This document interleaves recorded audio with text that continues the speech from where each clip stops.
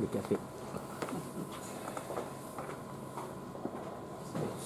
Si on peut lancer le... Et sans courir, sans courir. Alors, la semaine dernière, nous avons abordé un sujet qui n'est pas facile. Parce que, effectivement, la loi, on parle de la loi qui se pose comme ça suscite tout un tas de questions. Merci. Tout un tas de questions. Pourquoi cette loi? Pourquoi dans cet ordre? Et alors, est-ce que, avec votre groupe, j'avais montré le cercle avec tous les commandements autour? Non, je ne crois pas. Bien. Alors, du coup, parce que ça, c'est... D'abord parce que ça illustre beaucoup les choses, et d'autre part parce que j'en ai tellement besoin pour le faire que franchement, ça vaut le coup que vous le regardiez. Donc, est-ce que... Pardon, on peut juste ouvrir ici. Attends, dans quel sens? Juste le chapitre 10, s'il te plaît. Alors, je te montre un truc, regarde. Tu fais contrôle vers la droite, chapitre 15. Là, on le voit, vous allez derrière. Oui, derrière, dans l'autre sens, si tu le veux un petit peu.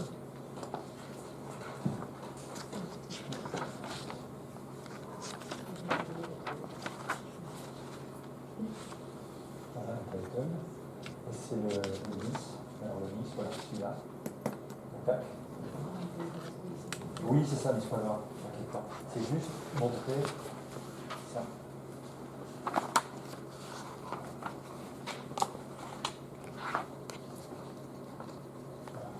Celui-là. Ici, c'est un diaporama. Voilà.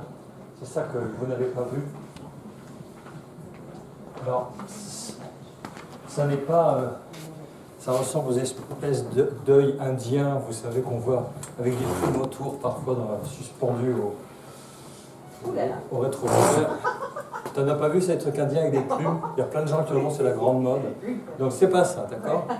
Non, simplement, ce que je voulais vous montrer, et d'ailleurs, vous pouvez pratiquement terminer ce cercle s'il n'est pas encore terminé.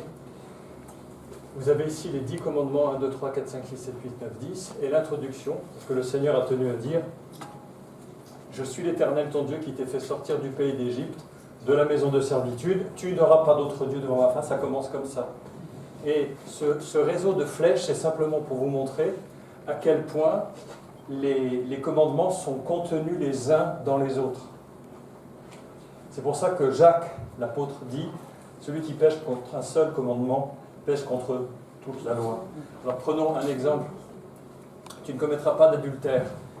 Ben, tu ne déroberas pas, c'est voler le conjoint ou la conjointe d'un autre. Tu ne tueras point, vous tuez une relation, vous tuez un mariage par l'adultère. Tu honores ton père et ta mère, vous portez le discrédit sur le nom de votre famille. Ici, tu ne prendras pas le nom de l'Éternel en vain, on fait des vœux devant le Seigneur quand on se marie, on les trahit. Ici, tu ne te feras pas d'image taillée. La sexualité ou l'autre peut devenir une idole plus importante que les vœux qu'on a fait devant Dieu, etc., etc. Et ça part comme ça dans tous les sens.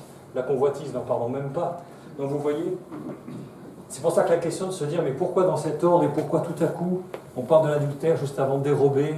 Il semblerait qu'il n'y ait pas de logique, mais en fait il y en a bel et bien une. Donc si vous êtes intéressé, je peux vous l'imprimer si vous le souhaitez. C'est tout pour celui-là, Maria. C'était juste celui-là que je voulais montrer. Tu peux faire commande W pour échappe d'abord et commande W. Ça, c'est le formateur qui reprend la main. Et puis rebrancher sur la présentation du chapitre 11 que j'ai intitulé « Merci ».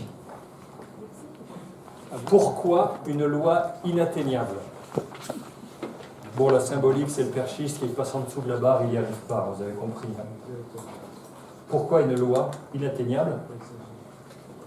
Et nous allons nous appuyer pour la lecture sur l'épître aux Galates, qui est sans doute avec Romains la plus claire à ce sujet. Fidèle à notre habitude, nous allons lire ensemble ce passage, qui n'est pas très long, de Galates. Ce sont des morceaux de Galates que j'ai pris. On va lire 7 versets chacun. Allez, il faut juste l'allumer. Voilà. Dès que c'est vert, c'est que c'est bon. Il faut appuyer un peu longtemps. Il faut appuyer un peu longtemps pour qu'il passe au vert. Voilà. Et pense à bien citer les versets de départ parce que je n'ai pas forcément commencé au verset 1. C'est donc Galates 3, verset 6 et suivant. Un peu plus près de la bouche. Voilà. Comme Abraham Voilà. Crut à Dieu, et que cela lui fut imputé à justice. Reconnaissez donc que ce sont ceux qui ont la foi qui sont fils d'Abraham. Aussi l'Écriture, prévoyant que Dieu justifierait les païens par la foi, a d'avance annoncé cette bonne nouvelle à Abraham.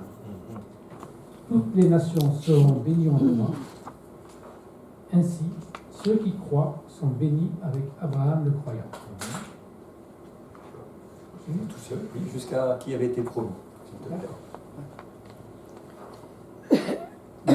Car tous ceux qui s'attachent aux œuvres de la loi sont sous la malédiction. Car il est écrit, maudit est quiconque n'observe pas tout ce qui est écrit dans le livre de la loi et ne le met pas en pratique. Et que nul ne soit justifié devant Dieu par la loi, cela est évident, puisqu'il est dit, le juste vivra par la foi. Or la loi ne procède pas de la foi, mais elle dit, celui qui mettra ces choses en pratique vivra par elle. Christ nous a rachetés de la malédiction de la loi, étant devenu malédiction pour nous. Car il est écrit, maudit est quiconque est pourvu au bois. Afin que la bénédiction d'Abraham ait pour les païens son accomplissement en Jésus-Christ, et que nous recevions par la foi l'Esprit qui avait été promis. Au poste relais. La loi est une transition pour introduire la grâce. Frères, je parle à l'avenir des hommes. Un testament en bonne et due forme, bien que fait par un homme, il n'est annulé par personne, et personne ne peut y ajouter. Or, les promesses ont été faites à Abraham et à sa descendance. Il n'est pas dit « et aux descendances », comme s'il s'agissait de plusieurs, mais en tant qu'il s'agit d'une seule, et à ta descendance, c'est-à-dire à Christ. Voici ce que je veux dire. Un testament que Dieu a confirmé antérieurement ne peut pas être annulé, et ainsi la promesse rendue sans effet, par la loi survenue 430 ans plus tard. Car si l'héritage venait de la loi, il ne viendrait plus de la promesse. Or, c'est par la promesse que Dieu a fait à Abraham, ce don de sa grâce. Voilà. Pourquoi donc la loi? Elle a été donnée ensuite à cause des transgressions, jusqu'à ce que vienne la descendance à qui la promesse avait été faite. Elle a été promulguée par des anges au moyen d'un médiateur. Or, le médiateur n'est pas médiateur d'un seul, tandis que Dieu est un seul. La loi est-elle donc contre les promesses de Dieu? Loin de là. S'il avait été donné une loi qui puisse procurer la vie, la justice viendrait réellement de la loi. Mais l'Écriture a tout renfermé sous le péché, afin que ce qui avait été promis soit donné par la foi en Jésus-Christ à ceux qui croient. Avant que la foi vienne, nous étions enfermés sous la garde de la loi, en vue de la foi qui devait être révélée. Ainsi, la loi a été comme un précepteur pour nous conduire à Christ, afin que nous soyons justifiés par la foi.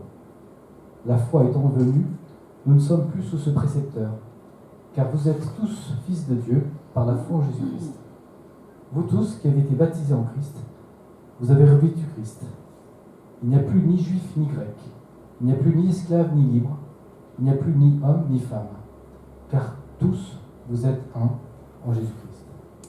Et si vous êtes à Christ, vous êtes donc la descendance d'Abraham, héritier selon la promesse.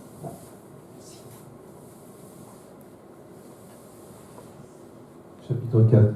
Dites-moi, vous qui voulez être sous la loi, ne comprenez-vous point la loi? Car il est écrit qu'Abraham eut 2 fils, un de la femme esclave et un de la femme libre. Mais celui de l'esclave naquit selon la chair, et celui de la femme libre naquit en vertu de la promesse. Ces faits ont une valeur allégorique, car ces femmes sont 2 alliances, l'une du mont Sinaï, enfantant pour la servitude, c'est Agar. Car Agar, c'est le mont Sinaï en Arabie. Et elle correspond à la Jérusalem actuelle, qui est dans la servitude avec ses enfants. Mais la Jérusalem d'en haut est libre, c'est notre mère. Car il est écrit, réjouis-toi, stérile, toi qui n'enfantes point.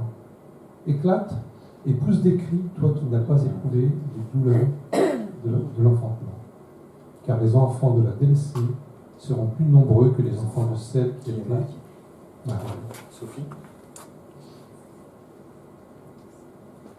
Pour vous, frères, comme Isaac, vous êtes enfants de la promesse. Et de même qu'alors, celui qui était né selon la chair persécutait celui qui était né selon l'esprit, ainsi en est-il encore maintenant. Mais que dit l'Écriture? Chasse l'esclave et son fils, car le fils de l'esclave n'héritera pas avec le fils de la femme libre. C'est pourquoi, frères, nous ne sommes pas enfants de l'esclave, mais de la femme libre. C'est pour la liberté que Christ nous a affranchis. Demeurez donc fermes, et ne vous laissez pas mettre de nouveau sous le joug de la servitude. Voici, moi, Paul, je vous dis que si vous vous faites circoncire, Christ ne vous servira à rien. Et j'affirme encore une fois à tout homme qui se fait circoncire qu'il est tenu de pratiquer la loi tout entière. Vous êtes séparés de Christ, vous tous qui cherchez la justification dans la loi, vous êtes déchus de la grâce. Blanc. Déchu de la grâce, merci. Alors, c'est amusant de voir que quand il est question de grâce, de loi, etc., on se rattache à qui? À Abraham. On a passé du temps sur Abraham. Et l'apôtre Paul s'appuie sur l'exemple d'Abraham pour développer toute sa démonstration. Quelle était la promesse faite à Abraham? Quand on dit la promesse, en fait, elle se démultipliait en au moins 5 promesses, mais il y en avait sur les 5 une principale tout de même. Est-ce que vous vous rappelez? Il lui a dit, je te donnerai ce pays, ton nom sera grand. Descendance.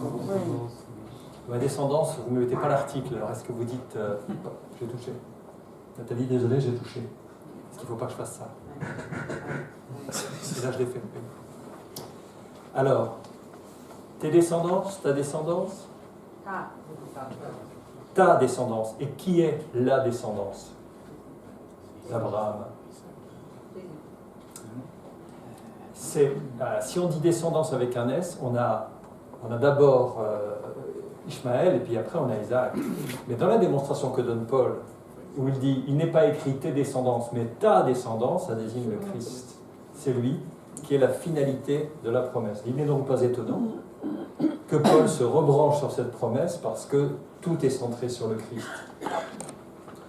Comme Abraham crut à Dieu et que cela lui fut imputé à justice, une tournure un peu désuète pour dire, fut mis à son crédit, en disant, Abraham, tu es juste parce que tu as cru, moi Dieu, je te déclare juste et je mets cette réalité à ton crédit.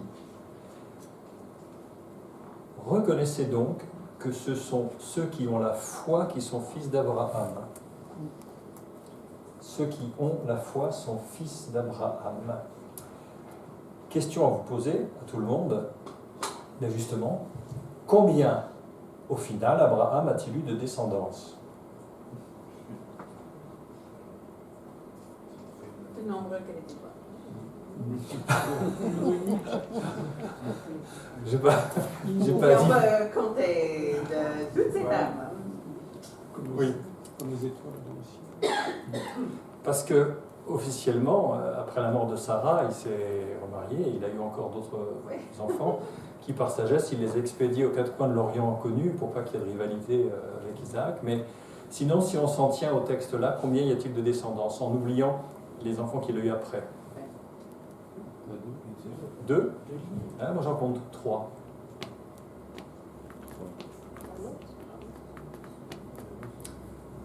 Ismaël, Isaac et nous. D'accord. Qu'est-ce que je lis? Ce sont ceux qui ont la foi qui sont fils d'Abraham ou filles. Donc la descendance spirituelle, il y a un piège, hein. La descendance spirituelle, ce sont les croyants. Il a une descendance, et c'est nous. C'est redit plusieurs fois, vous allez voir. Alors là, rappel. Abraham deviendra certainement une nation grande et puissante, et en lui seront bénies toutes les nations de la terre.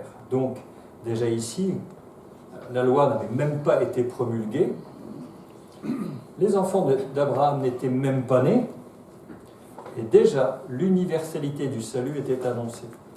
Toutes les nations de la terre. Toutes les nations de la terre.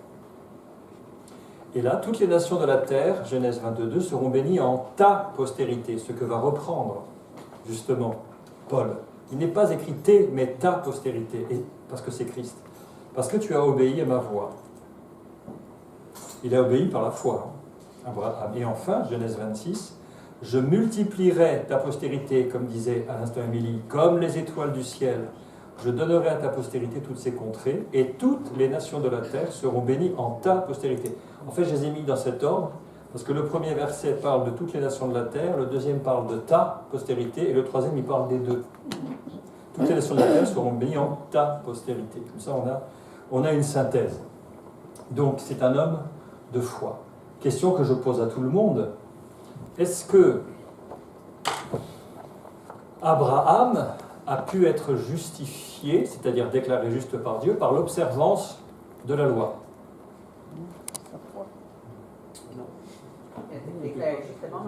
J'ai posé ma question autrement.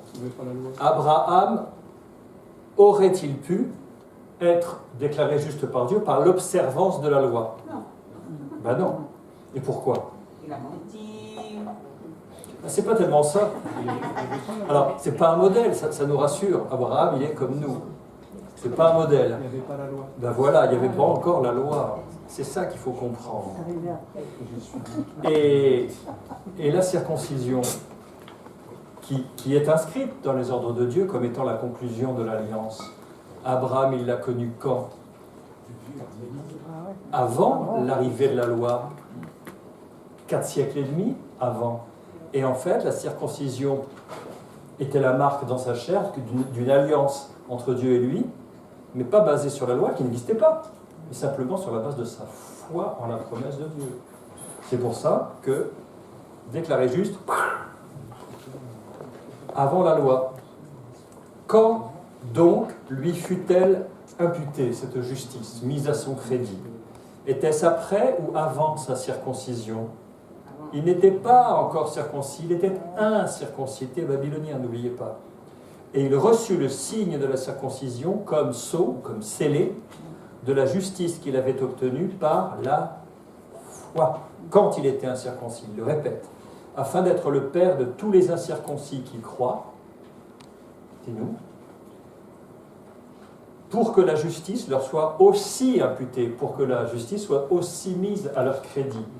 Là, il voyait loin Dieu, il nous voyait nous, au travers d'Abraham. Vous imaginez la portée de ses pensées. Et le père des circoncis, qui ne sont pas seulement circoncis, mais encore qui marchent sur les traces de la foi de notre père Abraham quand il était incirconcis.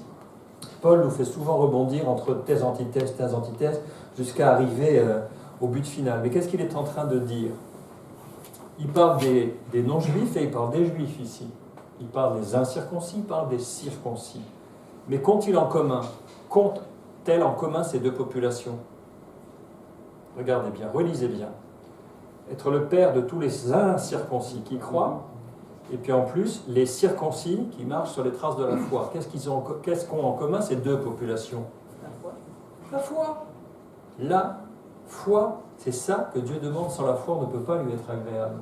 Donc le point commun, le dénominateur commun du plan du salut, c'est la foi en la promesse de celui qui devait venir. Et que vous soyez juif, que vous soyez non-juif, ce n'est pas la question. Ce qui est important, c'est la foi. Donc, le petit père Abraham, il n'a pas dû comprendre beaucoup tout ce qu'on lui faisait comme promesse, parce que ça porte tellement loin, tellement loin. Alors, la loi. L'auteur de l'épître aux Hébreux nous dit que la loi n'est pas l'exacte représentation des choses. Il nous dit que la loi possède une ombre des biens à venir. Bon, vous voyez l'ombre, mais vous ne voyez pas la réalité. Elle n'est pas l'exacte représentation des choses, mais que nous dit-elle cette loi? Que nous dit-il au sujet de la loi? Il dit que cette loi ne peut jamais, par les mêmes sacrifices qu'on offre perpétuellement chaque année, amener les assistants à la perfection. Quand il parle ici de la loi, il parle en fait du culte de Moïse, c'est-à-dire pas seulement les 10 commandements, pas seulement toutes les lois que Dieu a développées derrière, l'Exode, le Lévitique en sont remplis. Il y a la vie sociale, les relations entre les gens, il y a tout, le voisinage, le mariage, etc. Il parle aussi de tout ce qu'on a appelé les holocaustes et les sacrifices, où Dieu avait dit, pour le sacrifice de culpabilité, tu feras tel et tel animal. Pour un sacrifice de reconnaissance, tu feras tel animal. C'était très, très, très cadré. Mais tous les sacrifices, plus les 10 commandements et les différentes lois, tout ça, ça s'appelle la Torah, aux yeux des Juifs, par exemple. Donc quand l'auteur de l'Épître aux Hébreux nous dit ici que la loi ne peut pas, par les mêmes sacrifices qu'on offre perpétuellement chaque année, amener les assistants à la perfection, il est en train de nous expliquer, il le prouve d'ailleurs, que si ça avait été possible en offrant le sacrifice d'un agneau ou d'un bélier ou même d'une tourterelle, qu'on était rendu juste aux yeux de Dieu et qu'on avait réglé nos comptes avec lui, eh ben on aurait arrêté de les offrir. Or, il est en train de nous expliquer, n'aurait-on pas cessé de les offrir ? Puisque ceux qui rendent ce culte, une fois purifiés, n'est-ce pas, n'auraient plus aucune conscience de leurs péchés. Malheureusement, ce serait une très bonne nouvelle si c'était ça. Mais le souvenir des péchés est renouvelé chaque année par ces sacrifices, car il est impossible que le sang des taureaux et des boucs ôte les péchés. Donc on se dit, alors la loi, elle ne peut pas, je ne vais pas répondre à votre place, on va faire une enquête là, verset par verset, on va cerner un peu le but de la loi. Que peut-on dire au sujet de la loi sur ce qu'elle ne fait pas? Je vous aide. Sauf quoi? Premier constat, alors, Sanctification. voilà, ces deux mots sont justes. Elle ne vous déclare pas juste aux yeux de Dieu. Elle ne vous purifie pas. Donc, on n'est pas sauvé, quoi. Par l'observation de la loi. C'est le premier constat que je lis ici. La loi, elle n'est pas efficace pour permettre d'être rendu juste par Dieu. C'est même pire que ça. Suffisante, en fait. Comment? Elle n'est pas suffisante. C'est nous qui sommes insuffisants, c'est pas la loi. C'est-à-dire que les critères de Dieu sont tellement élevés qu'on ne peut pas, parce qu'on a en nous, depuis la chute, une force qui est contraire à Dieu, qui s'appelle le péché. Le péché, voyez-vous, d'abord c'est quelque chose qu'on n'aime pas, dont on n'aime pas parler, on aime encore moins le vivre, mais c'est une force, le péché est utilisé beaucoup plus souvent au singulier dans la Bible qu'au pluriel. Au pluriel, je ne sais pas combien il y a de mentions, pas beaucoup, mais le péché au singulier en tant que force qui nous amène à désobéir à la loi de Dieu, à être rebelle envers Dieu, ça c'est très très souvent utilisé. Et le mot hébreu qui désigne le péché, je pense que vous êtes plusieurs ici à savoir ce que ça veut dire. Le péché en hébreu c'est... Manquer la cible. Manquer le but, voilà. Manquer le but, manquer la cible. C'est la signification du mot. Le péché, c'est une force, et on va le voir dans le deuxième chapitre, le 12, qui est la suite de celui-ci, dans l'Épître aux Romains. L'apôtre Paul explique ça très bien. Il dit « Je prends plaisir à la loi de Dieu selon l'homme intérieur ». C'est-à-dire que quand j'y réfléchis, je me dis « Mais tout est parfait dans cette loi. C'est très bien cette loi, je n'ai rien à dire. C'est juste, c'est bien. Ah, si seulement on appliquait ça, le monde serait différent. Je prends plaisir. Mais je vois en mes membres une autre loi qui lutte contre la loi de mon entendement. » Et là, il est en train de parler de la loi du péché qui le pousse à « Mais vas-y, désobéis. Mais vas-y, sois indépendant de Dieu. Allez, tu es Dieu toi-même. Allez, c'est toi qui vas déclarer ce qui est bien et le mal. » Et Paul nous décrit la situation de l'homme qui est tiraillé, qui sait ce qu'il faut faire pour faire le bien, mais qui ne le fait pas, qui sait qu'il ne faut pas faire le mal, mais qui le fait quand même. Donc ce n'est pas la loi qui n'est pas suffisante. Elle est parfaite, elle représente le caractère de Dieu, comme on va le voir. Mais nous, plus on essaye d'observer cette loi, plus on échoue et plus cette loi fait apparaître nos failles. Je vous ai déjà donné plein de réponses pour les questions qui vont suivre. Donc, ce n'est c'est pas l'exacte représentation des choses, et on a fait un constat, elle ne peut pas nous rendre parfaits. Pourtant, qu'est-ce que Dieu avait dit dans le Lévitique au chapitre 18, dans les 5 premiers versets? C'est un rappel de ce qui a déjà été dit plus tôt. Parle aux enfants d'Israël et tu leur diras, je suis l'Éternel votre Dieu. Vous ne ferez point ce qui se fait dans le pays d'Égypte où vous avez habité. Et vous ne ferez point ce qui se fait dans le pays de Canaan où je vous amène, où je vous mène. Vous ne suivrez point leurs usages. Vous pratiquerez mes ordonnances et vous observerez mes lois. Vous les suivrez. Je suis l'Éternel votre Dieu, deuxième fois. Vous observerez mes lois et mes ordonnances. L'homme qui les mettra en pratique vivra par elles.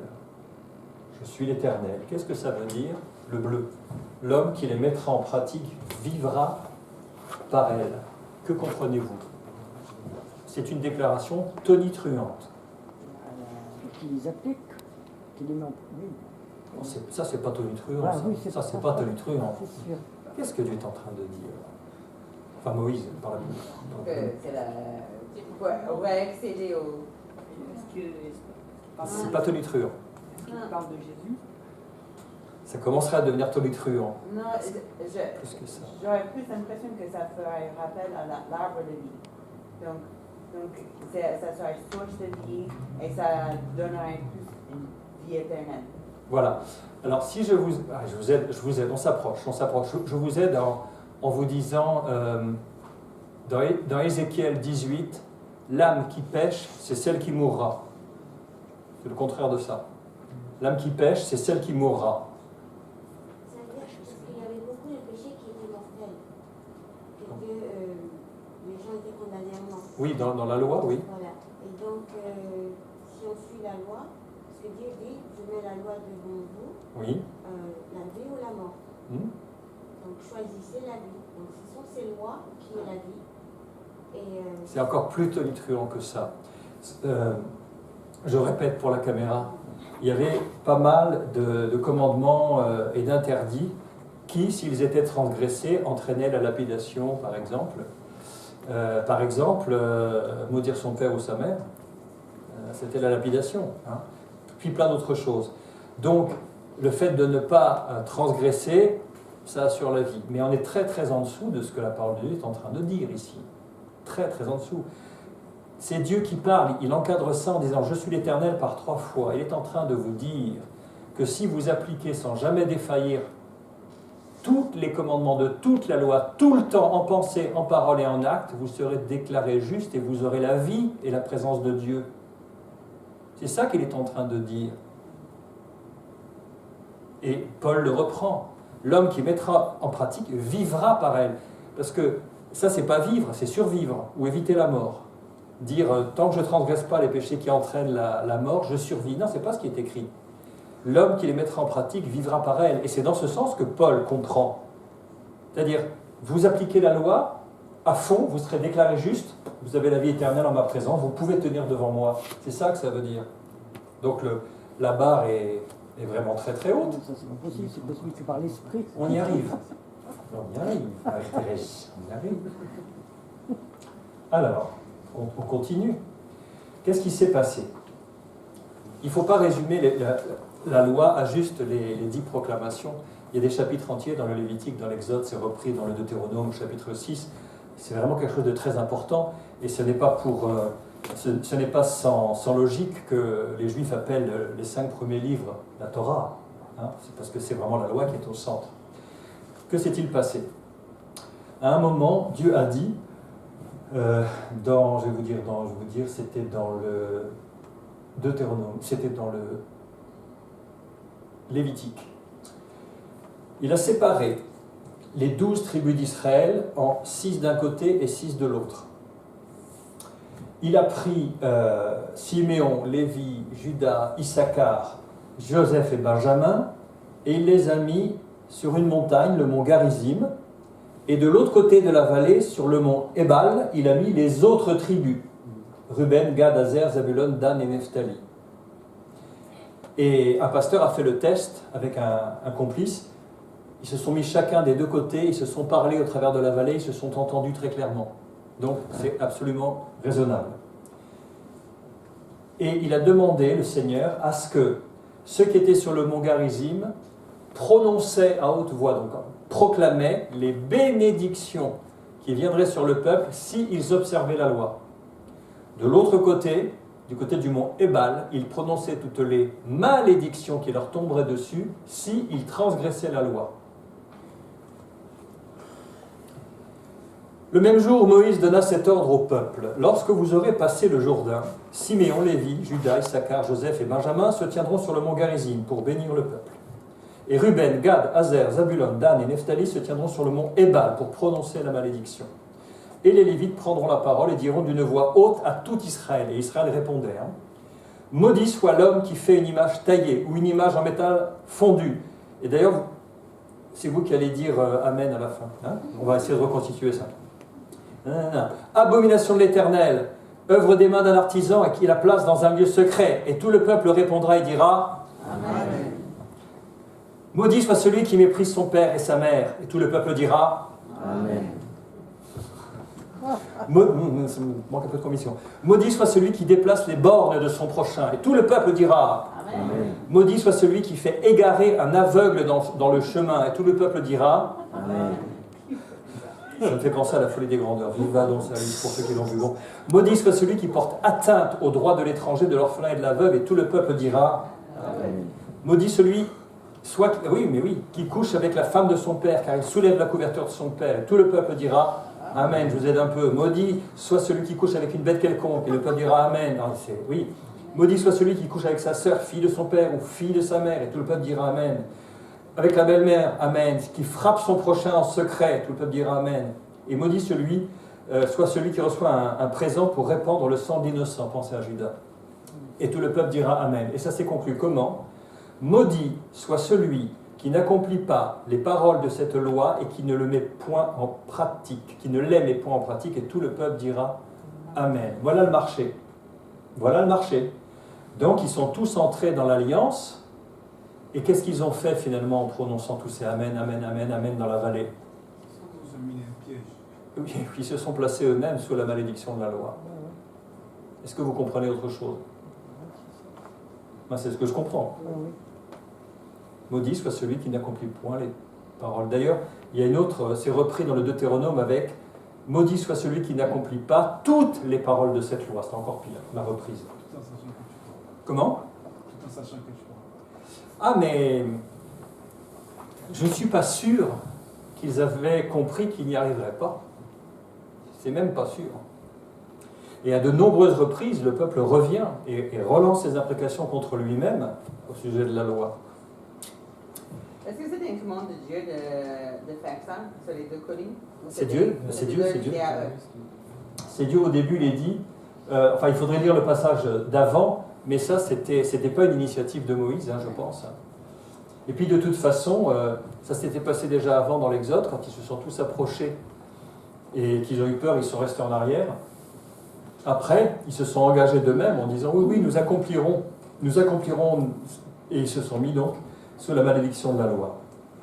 Et ensuite, alors je ne vais pas vous lire toutes les malédictions parce qu'il y en a beaucoup, mais voilà les deux versets de Deutéronome 28 qui encadrent ce que je vous ai dit. Voici toutes les bénédictions qui se répandront sur toi et qui seront ton partage lorsque tu obéiras à la voix de l'Éternel ton Dieu. Donc il y en a plein.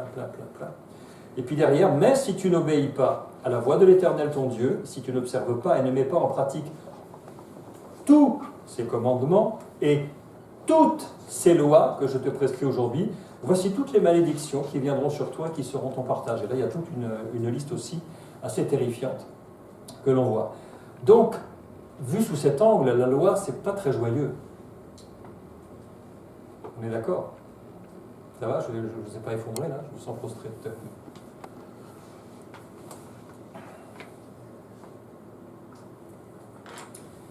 Alors, ça c'est établi. C'est ce que nous lisons dans Galates, verset 10, car tous ceux qui s'attachent aux œuvres de la loi sont sous la malédiction. Vous le lisez comme moi. Qu'est-ce que c'est les œuvres de la loi? On pourrait dire ça comment? Avec une périphrase. Tous ceux qui s'attachent aux œuvres de la loi. Tous ceux qui essayent, voilà, par leur propre force, d'obéir parfaitement à cette loi. Sont sous la malédiction.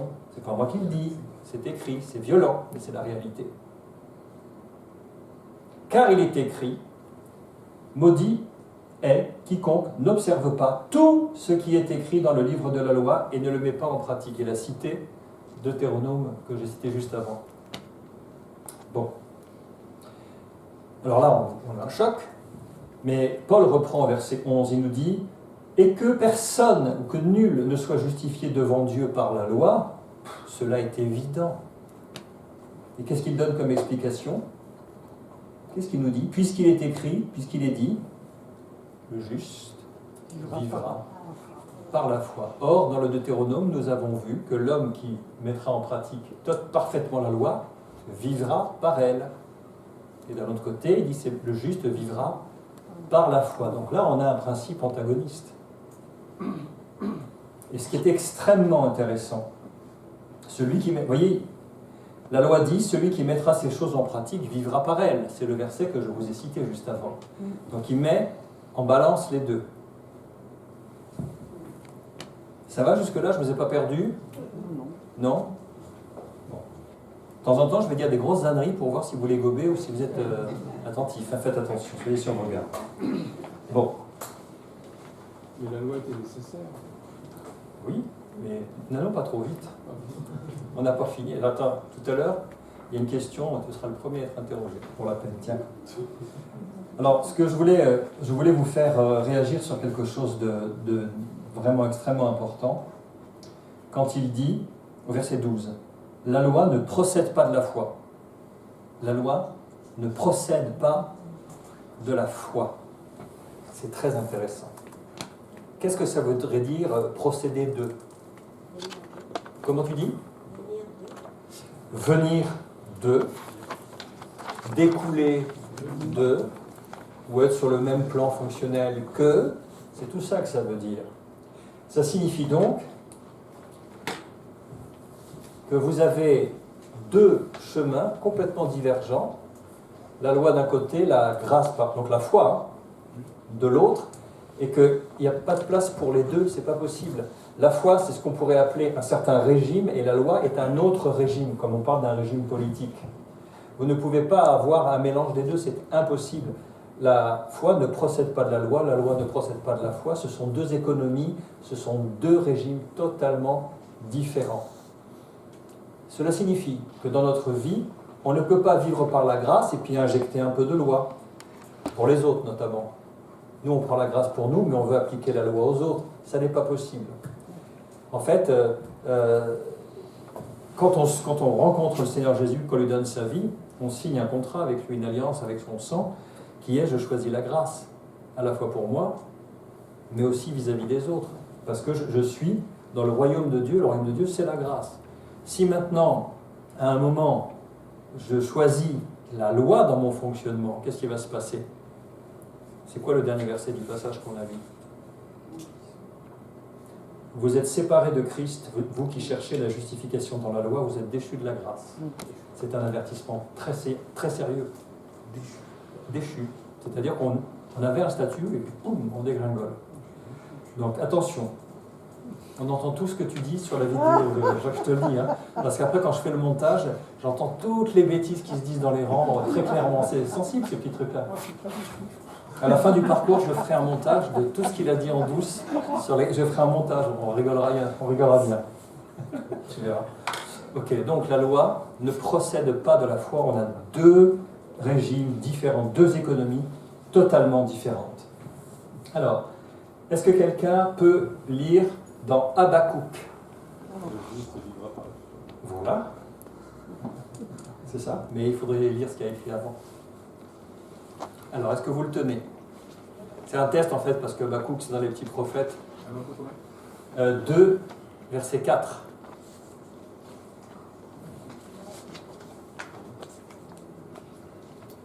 Je l'ai en anglais. Ça me va? Tu traduis en français. Vous foncez 1 seconde et demie à peu près, jusqu'à ce que ça soit vert. Je lis la parole. Oui. Habakkuk, chapitre 2, Verset 4. verset 4. Voici, son âme s'est enflée, elle n'est pas droite en lui, mais le juste vivra par sa foi. Voilà. Dis ça encore. Oui. Voici, son âme s'est enflée, elle n'est pas droite en lui, mais le juste vivra par sa foi. Voilà. Il y a une autre traduction en anglais?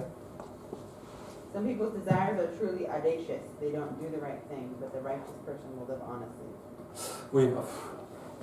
Non, to live honestly, c'est pas vivre par sa foi. C'est pas trop. Hein. Ensuite, dans l'Épître aux Hébreux, chapitre 10, verset 38, est-ce que quelqu'un le tient? Parce qu'en fait, il est là. C'est pour vous faire chercher un peu, pour vous faire travailler un tout petit peu.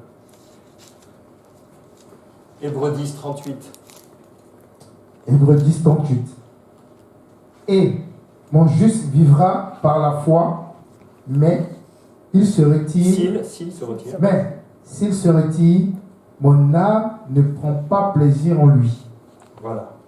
C'est repris donc qu'on vit par la foi. Alors, par rapport à tout ce qu'on a entendu, si vous deviez donner les caractéristiques, enfin, cette question-là, en fait, pour tout vous dire, finalement, à quoi sert la loi? Qu'est-ce que vous diriez? La loi pour nous, Bien fort. par la loi quand on a le péché. Alors, je remets la petite bonnette. Par la loi, on a la connaissance du péché. C'est un élément. Car en effet, je n'aurais pas connu la convoitise si la loi n'avait dit tu ne convoiteras point. Mais le péché, saisissant l'occasion, produisit en moi par le commandement toutes sortes de convoitises. Quoi d'autre? Alors, on ne peut pas être déclaré juste. Comment? On ne peut pas être déclaré juste en observant la loi, puisque c'est pas possible. On n'est pas justifié. Alors, on n'est pas justifié par cette loi. J'ai presque envie de dire on n'est pas justifiable C'est ça. par cette loi. Ok, quoi d'autre? Il y a au moins 1, 2, 3 autres éléments qu'on pourrait dire. Émilie, là, je t'attends sur quelque chose que tu avais dit il y a 3 semaines. Ouais, je n'étais pas là la semaine dernière. Donc, Ah, je me c'était- demande si bah, tu c'était- as déjà parlé du tuteur. Donc, Oui, mais tu avais dit quelque chose. Tu étais là, donc ça se trouve, c'était pas moi. Hein. Tu avais dit, je vois plus la loi comme nous parlant de caractère de Dieu. Oui. Ah, tu vois, ça nous parle de la perfection de Dieu aussi. Parce que cette parole, c'est aussi l'illustration de sa personne. C'est pas seulement ses critères, mais ça nous parle aussi de sa propre perfection. J'ai voulu, pour le bonheur d'Israël, publier une loi grande et magnifique, écrit-il dans les Ésaïe. Donc il y a ça. Alors, ça c'est un constat, hein, Jean-Christophe. On n'est pas justifiable par cette loi. Cependant, Dieu a donné ce moyen de justification au départ, puisqu'il a lancé le défi en disant « Celui qui accomplira tous les commandements vivra par elle ». Donc c'est quand même un moyen de justification, même si personne ne peut l'atteindre. Il a quand même donné ça comme moyen. Et le dernier, bon moi je l'écris parce que Émilie tu l'as dit, et c'est écrit, on va le voir dans les Galates, le but aussi, c'est que cette loi est comme un gardien, un précepteur. Alors le précepteur, j'explique, dans les familles très très fortunées, encore aujourd'hui, mais surtout dans l'ancien temps, on confiait l'éducation des enfants à un précepteur. Donc il logeait avec la famille et il apprenait aux enfants les mathématiques, le latin, le grec, la morale, tout, c'était un précepteur. C'est-à-dire que les parents finalement sous-traitaient l'éducation complètement à cette personne-là. Un précepteur pour nous conduire À qui? Eh oui. Pour nous conduire à Christ.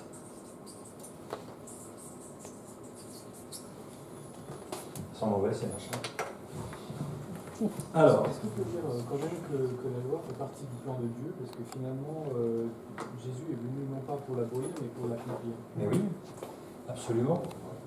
Ça fait plus du moment que je n'ai pas étudié, donc peut-être que j'ai tort dans mes souvenirs, mais. Oui. Mais quand j'avais étudié ce mot gardien, j'avais compris que ce n'était pas la personne qui enseignait, mais c'était la personne qui était là pour veiller sur la bonne santé de l'enfant. Et du coup, l'enfant allait chez un rabbin pour apprendre. Et le gardien était vraiment le servant de la maison pour veiller à la santé de l'enfant, pour aller être enseigné. Et Oui. ce n'était pas l'enseignant lui-même. Alors, écoute, dans les différentes traductions, on voit tantôt gardien, tantôt précepteur. Tu as les deux mots pour le même mot grec. Il faudra que je vérifie, je n'ai pas lu le grec sur le truc. Mais l'idée, c'est quelque chose de contraignant qui amène presque de force à une direction.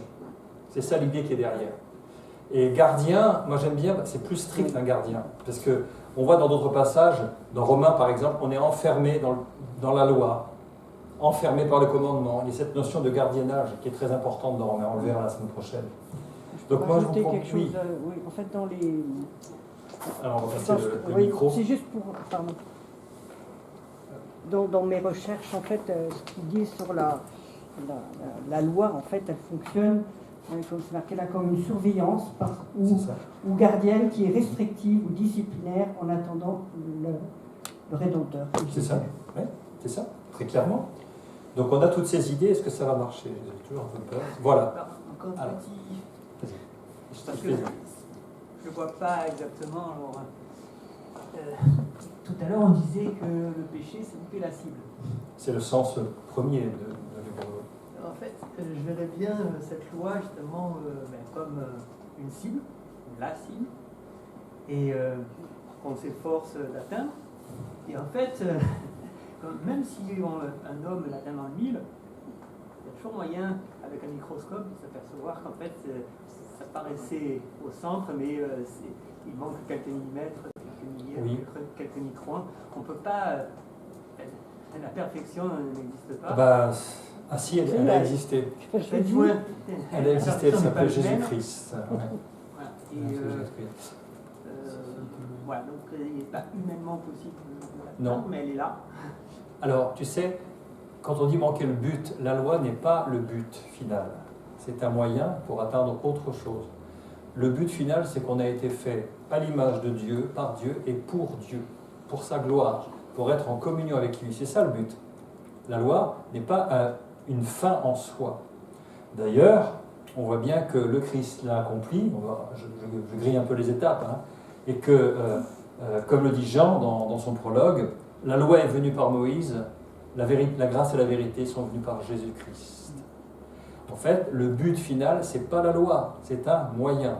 Et le seul qui l'a réellement accompli parfaitement, qui n'a jamais failli, ni en motivation, ni en pensée, ni en parole, ni en action, c'est le Christ seul. Donc, il a été possible à une seule personne de l'accomplir, c'est Jésus-Christ. Et il a été déclaré juste parfaitement. Et il nous transfère cette justice comme on l'avait vu. Mais j'insiste sur le point que la loi n'est pas le but en soi. C'est un moyen impossible de prendre conscience de quelque chose. Quoi? On va voir ça dans un instant. Alors, je mets mes post-it. Oui, alors, excuse-moi, il y avait Céline juste avant qu'il y avait une question, et après, Émilie, je t'ai vu aussi. Je ne t'oublie pas. Je ne sais pas si c'est une question, mais justement par rapport à ce que Jean vient de dire, je l'avais jamais vu comme ça, type de prise de conscience. Finalement, c'est un moyen, il n'y a que Jésus qui a réussi à respecter. Oui. Est-ce que ce n'était pas une façon pour lui d'être certain que finalement il nous permettait de nous donner le moyen de se trouver face à nous-mêmes, face à notre misérabilité, notre petitesse, et qu'on lève les yeux vers lui, quoi. Oui. Effectivement, il y a tellement de points même si on enrichit 3 et que les autres ça va pas, il y a toujours, on tourne en rond, ce moment-là, c'est le chassement la queue, quoi. Donc est-ce que c'est pas ça qui part depuis, parce que moi, le mot loi, quand je le disais, c'était un truc à part. Enfin, on se racontait, bon, ok, il y a la loi, mais je ne l'ai jamais sous-pesé en regard de la grâce et l'accomplissement finalement bien. Ça, c'est un peu une révélation. Est-ce que c'est ça que tu veux dire? C'est ce que je dois Enfin, que je veux dire. Enfin, est-ce qu'on peut J'essaie de laisser parler les textes. L'interpréter comme ça, ou parce que, du coup, ça me fait penser à ça. Parce que tout ça, on le sait, il y a eu des petites paroles, des commandements, ça revient en boucle. C'est les mêmes choses qui sont dites à différents moments, donc c'est retentissant tout le temps. La loi est omniprésente dans la parole de Dieu. Et on parle de la Genèse, c'est toujours en filigrane, quoi. Enfin, soyez conscients de ça, reconnaissez, vivez-le, reconnaissez-le, jusqu'à ce que finalement Jésus fasse cette rupture, et qu'aujourd'hui encore, une fois qu'on a pris conscience de cette rupture, on se tourne vers Dieu. La rupture, attention. Il faut c'est-à-dire que comme il a obéi, je m'entends, c'est le seul qui a pu tout accomplir. Voilà. Alors je vais répondre à ça par rapport au mot rupture. Quand vous entendez le mot loi, ne mélangez surtout pas deux notions. La loi, en tant que parole de Dieu, elle est parfaite, elle ne sera jamais abolie. Jamais. Le Seigneur dit dans Ésaïe, « Je suis l'Éternel, c'est là mon nom, ma bouche proclame ce qui est droit et ma parole ne sera pas révoquée. » Le Seigneur a dit, « Les cieux et la terre passeront, mais mes paroles ne passeront pas. » Il ne passera pas un iota, la plus petite lettre grecque, ou un seul trait de lettre que tout cela n'arrive. La parole de Dieu qui nous parle des perfections de Dieu, de la pensée de Dieu, elle est éternelle. Ça, c'est une première acception de la loi. Et puis, quand on parle de la loi, on parle des œuvres de la loi comme moyen d'être rendu juste si on arrive à tout accomplir. Quand le Christ dit « Je ne suis pas venu pour abolir, mais pour accomplir », il a montré qu'il avait accompli la loi, mais que à partir du moment où la grâce est arrivée, il fallait arrêter de s'épuiser à essayer d'obtenir le titre de juste en essayant par ses propres forces d'obéir à la loi sans jamais défaillir une seule fois. Donc ne confondez pas la loi qui est la parole éternelle de Dieu, qui est parfaite et qui ne peut pas être remise en cause, de ce moyen d'être rendu juste si jamais on arrive à l'observer. C'est ce régime-là qui s'est arrêté avec la nouvelle alliance. Est-ce que c'est bien clair pour tout le monde? Non. C'est pas clair? Je reprends. Je te donne un exemple. J'ai discuté un jour avec un jeune. Un jeune, ce sont ces êtres étranges qui ne pensent pas comme nous.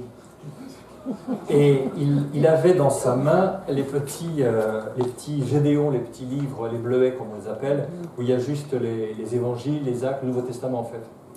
Et puis, dans la prédication que nous écoutions, je ne sais plus, c'était à l'église de Philadelphia, je crois, il y avait des références à l'Ancien Testament, donc évidemment, chaque fois qu'il y a une référence, il fermait parce qu'il avait que le Nouveau. Puis à un moment, je lui dis, mais dis donc, un tel, tu ne lis jamais l'Ancien Testament? Et il me fait, ouais, on est sous la grâce. Je dis là, il y a un truc que tu n'as pas compris. Oui, mais bon, je pense que je ne suis pas le seul, en effet. Donc, il faut distinguer deux choses. Quand Dieu a dit à Moïse, celui qui mettra en pratique cette loi entièrement vivra par elle. Il sera déclaré juste par moi-même, Dieu, et il aura accès à ma présence. Ça, c'est la loi comme moyen de justification. Yes?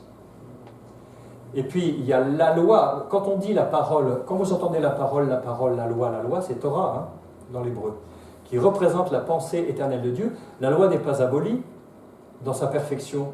Ça reste valide encore éternellement. D'ailleurs, quand on est repris dans notre conscience parce qu'on a fait un pas de travers, on est repris par quoi?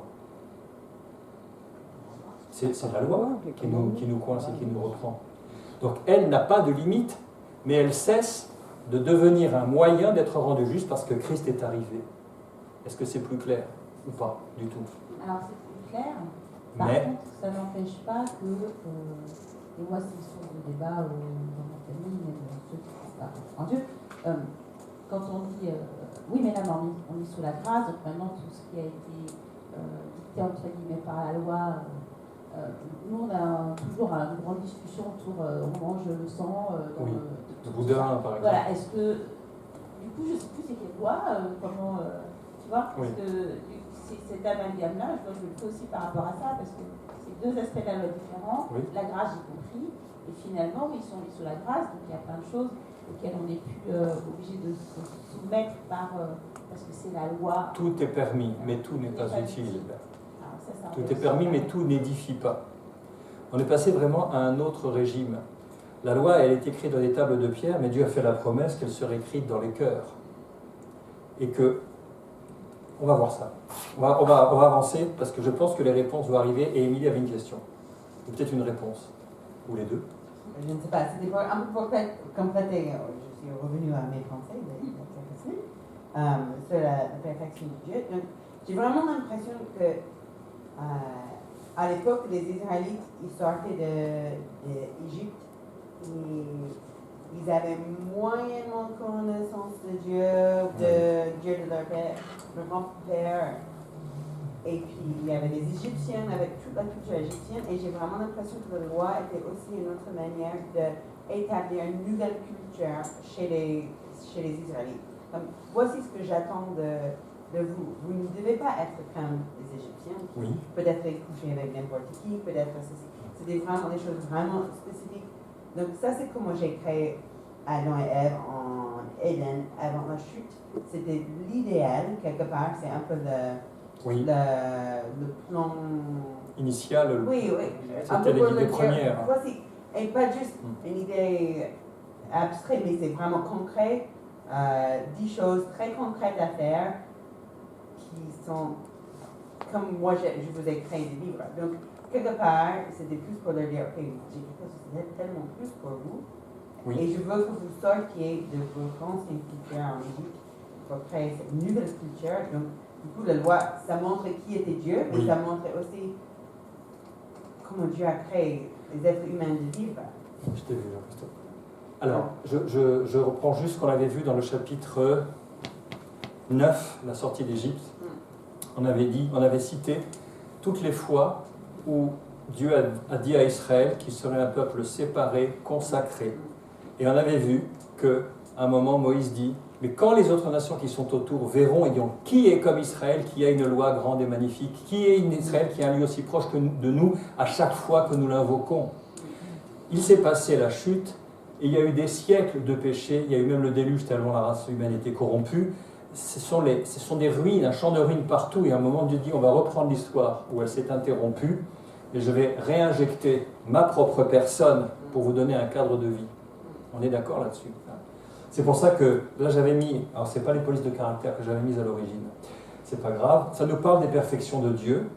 Ça a été donné, vous voyez pourquoi ça déborde, un moyen d'être déclaré juste devant Dieu, celui qui vivra par elle, celui qui les appliquera complètement. C'est aussi un guide de vie, parce que le Code civil français est inspiré de la Bible. Napoléon s'en est inspiré. Eh oui. Mais ce sont aussi des critères inatteignables.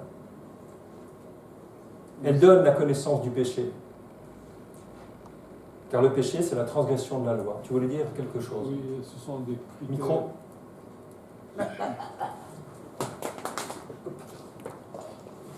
Oui, ce sont des critères inatteignables parce qu'en fait, ça nous parle du cœur de Dieu et du cœur saint, de la sainteté de Dieu. Oui. Et à ce titre-là, la pensée que j'avais, c'était que la loi, en fait, était représentative du cœur de Dieu. Oui. Et pour nous, on est tellement éloigné de ça qu'on a besoin de Christ, du salut. Tout à fait. Et pour moi, la loi, c'est le cœur. Quand je lis les 10 commandements, ça m'époustoufle. Oui. Dans Deutéronome 6, Thierry, je t'ai vu, qui est la reprise de la loi, Moïse les redonne ces 10 commandements. Et est-ce que vous vous souvenez, comme ça de tête, des 2 premiers mots des 10 commandements quand ils sont repris dans le Deutéronome? Les 2 premiers mots qui commencent les 10 commandements. Tu aimeras. Tu aimeras le Seigneur, ton Dieu, de tout ton cœur, de toute ton âme, de toute ta pensée, de toute ta force. Ça commence par l'amour quand même. On a tendance à l'oublier. Oui, ça nous parle du cœur de Dieu. Thierry, tu voulais ajouter? Oui, c'était juste pour conforter, dans le sens de Jean-Christophe. Effectivement, ça révèle le cœur de Dieu. Et Jésus, il a dit qu'il ne fallait pas commettre de... Et moi, je vous dis... Il dit que juste en regard, vous avez connu les Américains. Dans la leçon 10, à la fin, il y avait un tableau. Je ne sais pas si vous avez eu l'occasion de le relire à la maison. Hop là. Il y avait un tableau que je n'arrive pas à séparer, j'ai une main sèche, pardon. Voilà, il y a un petit tableau bleu, c'est page 63. Voilà. Et dans la colonne de gauche, j'ai rappelé les commandements. C'est ce tableau-là, page 63. Et à côté, ce qu'en dit le Christ. Et aussi d'autres épisodes, pas seulement ce que dit le Christ, enfin, si, c'est pratiquement tout le temps, sauf le premier. Quand, par exemple, dans la loi, il est dit « Tu n'auras pas d'autre Dieu devant ma face ». Dans Jean, c'est Jésus qui parle, la vie éternelle, c'est qu'ils te connaissent, toi, le seul vrai Dieu, et celui que tu as envoyé, Jésus-Christ. L'enjeu est de taille. Et par rapport aux images taillées, Dieu dit dans Ézéchiel, par la bouche de son prophète, il dit « Mes fils de l'homme, ces gens-là, il parle du peuple d'Israël, portent leurs idoles dans leur cœur. Ils attachent les regards à ce qui les fait tomber dans l'iniquité. Et quand tu ne prendras pas le nom de l'Éternel, ton Dieu, en vain, car l'Éternel ne laissera point impuni celui qui prend son nom en vain. Que dit le Seigneur Jésus? Mais moi, je vous dis de ne jurer aucunement, ni par le ciel, parce que c'est le trône de Dieu, ni par la terre, parce que c'est son marchepied, ni par Jérusalem, parce que c'est la ville du grand roi. Ne jure pas non plus par ta tête, car tu ne peux rendre blanc ou noir un seul cheveu, que votre que votre parole soit oui, oui, non, non, dans le cadre des vœux. Tout ce qu'on y ajoute vient du malin. Ouf! Tu ne tueras point. Vous avez entendu dire que, mais moi je vous dis, que celui qui dit son frère Raka, crétin, mérite d'être puni par le Sanhédrin, que celui qui dit insensé mérite d'être puni par le feu de la géhenne. Tu ne commettras point d'adultère, vous avez entendu. Mais moi je vous dis que quiconque, comme tu le cites, donc qui donne l'esprit de la loi et de la perfection, tu ne déroberas point. Vous avez fait de ma maison une caverne de voleurs, etc., etc., etc. Donc c'est effectivement la barre est extrêmement haut. Mais par rapport à tout ça, dans le cadre de Galates que nous sommes en train d'étudier, le point principal de la loi, en tout cas l'aspect sur lequel Paul insiste davantage, c'est un précepteur, un gardien qui nous conduit à Christ. On doit arriver à une conclusion simple. Pardon, heureusement que ce n'est pas de la porcelaine de Limoges. Hein. Pardon. C'est quoi? Un gardien, merci, pour nous conduire à Christ.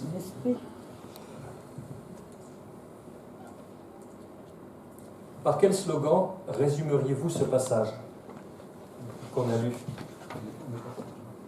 Comment? On est pas sage, donc voilà. Je ferai ça au montage aussi.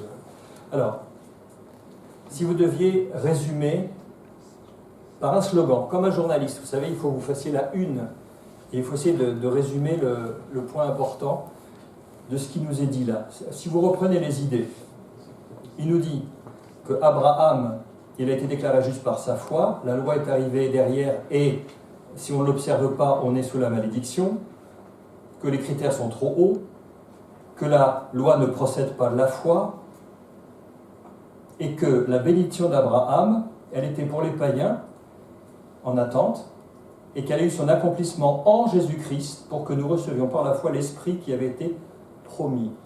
Alors, qu'est-ce qu'on pourrait dire en slogan? Je vous laisse réfléchir. On va poursuivre le texte. Je laisse ça en attente. Il nous parle au verset 15, là où j'ai mis comme chapeau une transition pour introduire la grâce. Il nous parle d'un testament en bonne et due forme. Et il nous explique qu'un testament ne peut être annulé par personne et que personne ne peut y ajouter quoi que ce soit. Ou même y retrancher d'ailleurs. Bon. On est d'accord? Est-ce que tout le monde est d'accord là-dessus? Une fois que c'est scellé chez le notaire, on ne revient pas sur un... Ou là on fait un faux. Donc il nous explique que les promesses ont été faites à Abraham et à sa descendance. Il n'est pas dit aux descendances comme s'il s'agissait de plusieurs, mais en tant qu'il s'agit d'une seule et à ta descendance, c'est-à-dire à Christ.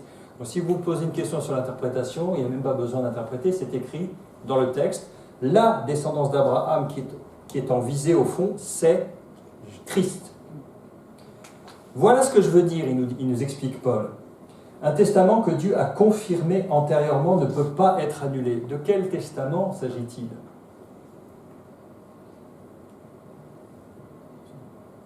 Vous avez une piste à la suite du verset. Et ainsi la promesse rendue sans effet. Il nous parle de qui là? Attends, l'Ancien Testament, c'est nous qui utilisons ce terme. Attention. Je relis. Voici ce que je veux dire. Un testament que Dieu a confirmé antérieurement ne peut pas être annulé, et ainsi la promesse rendue sans effet par la loi survenue 430 ans plus tard. De quelle promesse s'agit-il? Jésus. C'est Abraham. C'est la promesse d'Abraham. Le Seigneur, il a fait alliance, c'est juste, il a fait alliance avec Abraham, et après avec sa descendance. Est-ce qu'on est déjà d'accord? Un point à la fois. Est-ce qu'on est d'accord que Dieu a établi une alliance avec Abraham?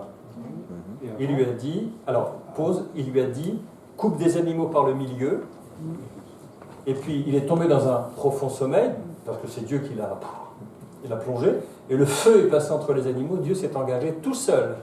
Il est entré dans l'alliance tout seul, pour montrer que ça ne dépendait pas d'Abraham, mais que c'est Dieu, par grâce et par bonté, qui faisait cette promesse à Abraham et à sa descendance. Donc il y a bien eu alliance, qui a été plus tard confirmée par la circoncision. Est-ce qu'on est d'accord là-dessus? Ces sujets ne sont pas simples, hein, mais on est d'accord, il y a une alliance. Et cette alliance, quel en était le cœur? Il y avait une promesse. Toutes les nations de la terre seront bénies au travers de toi, dans ta postérité. Et là, ta postérité, on en a l'explication, c'est Christ. Toutes les nations sont bénies au travers du Christ. Yes? Donc quand il nous dit ici, un testament que Dieu a confirmé antérieurement ne peut pas être annulé, et ainsi la promesse rendue sans effet par la loi survenue 430 ans plus tard, le testament dont il est question ici, c'est la promesse faite à Abraham, et qui court au travers du temps. Oui, Micro. Ce que je voulais dire, c'est qu'il y avait eu déjà une alliance qui avait été faite précédemment avec Noé. Noé et l'arc. Voilà. Mais cette alliance, quel en était l'objet? Parce que tu te rappelles, il faut aller au bout. Oui, c'était de ne plus détruire la terre. De ne plus détruire la terre. Tout à fait. En réponse à la... Avec un déluge. Avec un déluge. Oui. C'était en réponse. Oui. Il y avait aussi, c'était comment dire, ça venait également gommer la malédiction qui avait été dite à Adam sur la terre. Il travaillera la terre sur des constances. Alors cette malédiction n'est pas tombée, hein? Ah, je sais pas. Elle n'est pas tombée parce que il te produira des épines et des ronces, il y en a encore pas mal. Hein. Oui, mais ceux qui ont un jardin, ils le savent bien. L'Éternel a dit à Noé quand même, je ne maudirai plus la terre. Non, je ne détruirai plus la terre. Oui, par les eaux. Par les eaux. Voilà, par les eaux. Voilà, on va lire le passage. La sortie de l'arche. Il lâche la colombe. Il dit, si tu as raison, l'Éternel... Alors, attends, tu sais, il dit ça non pas quand il y a l'arc-en-ciel, mais quand Noé fait son premier holocauste.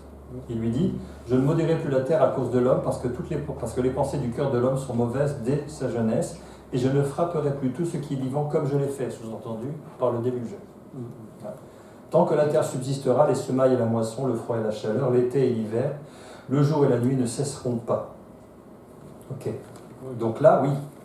Mais on pourrait même dire qu'il y avait une alliance encore avant Noé, finalement. Parce qu'avec la femme, quand il lui dit ta postérité lui écrasera la tête et il te blessera le talon, et quand il court avec des habits de peau qui prennent un sacrifice, il y a déjà une préfiguration de l'alliance. Alors, il faut qu'on avance. Je reviens à nos amis les Galates. Donc, on a bien établi que cette première alliance, qui est résumée ici sur la promesse, Dieu l'a scellée, s'est engagé, et on ne peut pas revenir dessus.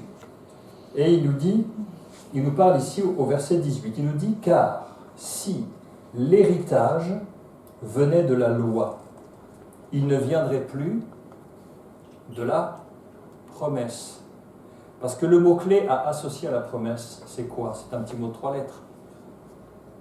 C'est la foi. C'est la foi. Abraham, il n'avait pas grand-chose sur quoi se baser. Il n'avait que sa foi pour voir l'invisible. Quitte la maison de ton père, ta nation, ta patrie, tout, et va dans le pays que je te dirai. Avec plusieurs centaines de serviteurs, des dizaines de milliers de têtes de brebis, des biens innombrables. Il faut de la foi pour se mettre en mouvement. Donc Abraham, c'est par la foi. Et la promesse, il y a cru. Il n'avait que la parole de Dieu et il y a cru. C'est par la foi qu'il a offert Isaac, il avait la foi, pensant que Dieu le ressusciterait. C'est écrit dans les Hébreux. Donc voilà. Si l'héritage venait de la loi, il ne viendrait plus de la promesse, donc par la foi. Or, c'est par la promesse que Dieu a fait à Abraham ce don de sa grâce. Ce don de sa grâce. Jean-Christophe, tu veux ajouter quelque chose avec le micro? Oui, en même temps, Abraham a été aidé dans son pas de foi par son père qui s'est déplacé lui-même. Et Oui. il a suivi son père. Alors, il a suivi son père, mais rien n'a décollé tant que son père n'était pas mort. Parce qu'il lui avait dit, quitte la maison de ton père, quitte tout. Donc, il était en attente. Et quand il a inhumé son père, là, ça a vraiment commencé. Parce qu'il n'aurait pas dû, Lot non plus, il n'aurait pas dû venir. Normalement. Hein. Alors... Non, mais ce que je veux dire, c'est que c'est quand même intéressant que Dieu prend en compte également la difficulté d'Abraham. Parce qu'il est quand même parti à 75 ans. Oui. Est-ce que ça veut dire qu'il a déjà entendu de multiples fois, quand même, à 75 ans, la parole de l'Éternel, et que ça l'a interrogé? Enfin, moi, je me place d'un point de vue humain. Oui. Et je me dis, est-ce que c'est pas comme ça que ça s'est passé? Je pense pas qu'il ait eu tout d'un coup une parole, vas-y. Pourtant, si, c'est ce que dit le Nouveau Testament expliquant, il est question de révélation à Abraham. Et en fait, à partir du moment où Dieu a appelé Abraham, Dieu a commencé à se révéler de plus en plus. On voit qu'il se révèle au travers de plusieurs noms, El Elyon, etc., progressif. Mais c'est pour ça que Abraham, comme homme de foi, il reste le modèle des trois monothéismes, hein, quand même. Hein, parce que c'est l'homme de foi par excellence, dont nous sommes, je le rappelle, les descendants. Eh oui. Mais si on devrait se baser sur ce qu'on a d'Abraham, Abraham aussi, dès que Dieu lui dit quelque chose, il le fait. Il obéit. Il a sacrifié Isaac le lendemain matin, très tôt, il se lève, il le fait. Donc du coup, si pendant 70 ans il disait « Oh, je ne veux pas, je ne sais pas », il y a quelque chose en lui qui dit « Ok, on me parle, je le fais ». Oui. Par exemple, pour obéir quand il lui a dit « chasse Agar », dès le lendemain matin, avant le lever du soleil, il a déjà obéi, il a préparé une outre d'eau. Pareil pour Isaac, le lendemain, il scelle un âne, il prend le bois. Il obéissait immédiatement. Hein. Donc, si vous comprenez bien, j'essaie d'être le plus synthétique possible parce que ces sujets ne sont pas faciles. Qu'est-ce qui est venu en premier, la grâce ou la loi? La loi.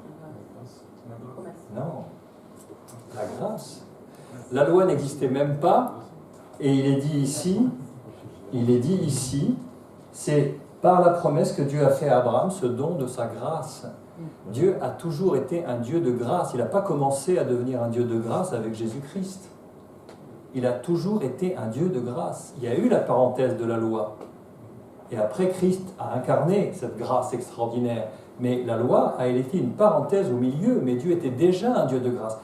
Qu'est-ce que dit Moïse quand il va mourir dans le Deutéronome et qu'avant de partir, il bénit les 12 tribus?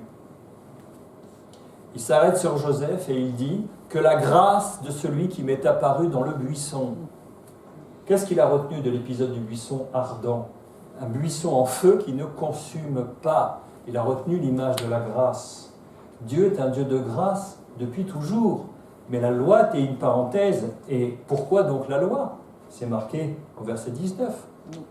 Ce qu'il est en train de vous dire Paul, il est en train de vous dire, Dieu a commencé par la grâce avec Abraham, lui a fait des promesses unilatérales, une promesse extraordinaire qui était l'annonce de Christ. C'est formidable. Pourquoi ne s'est-il pas arrêté là? Pourquoi donc la loi en plein milieu? C'est ça qu'il est en train de vous dire.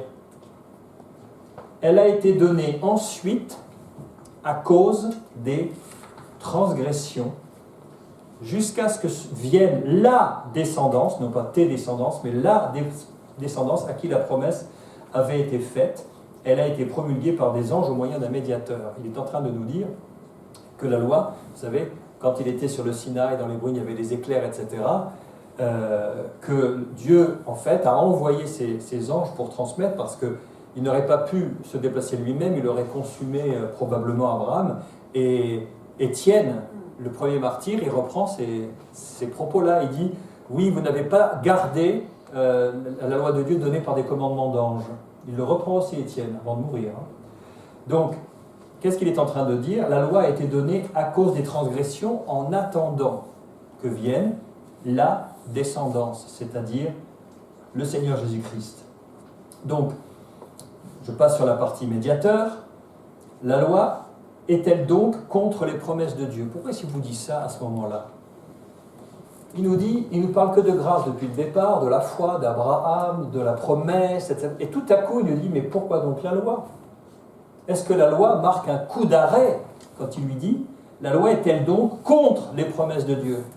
Est-ce qu'elle vient comme étant une rupture en disant, j'annule la promesse, c'est plus valable, on passe sous un autre régime? C'est ça la question qu'il est en train de poser à la place des Galates. La loi est-elle donc contre les promesses de Dieu? Mais loin de là, vous dit-il.